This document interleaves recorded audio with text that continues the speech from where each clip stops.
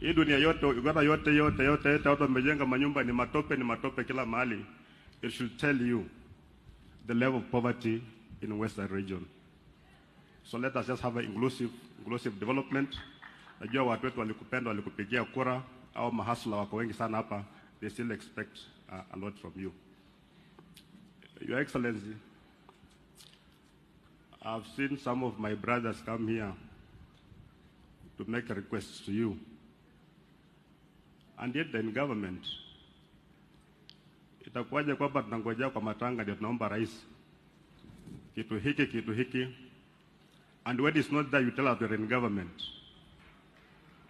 Mko na forum ya kuambia rais hayo maneno. Jambo la mwisho, Your Excellency, and I say this with a very heavy heart, for a leader to stand here and tell you kwamba people are abducting themselves and they're killing themselves, I think it's unfortunate. It's not for these hallowed grounds. Our children are getting lost, they're being abducted, wengine wanauawa. That's the position.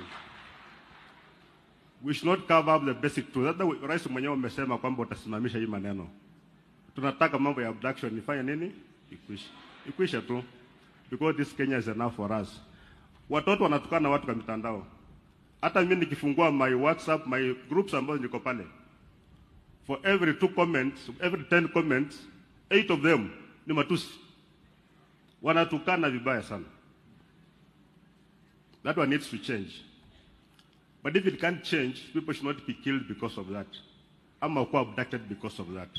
Hapana. It's not enough.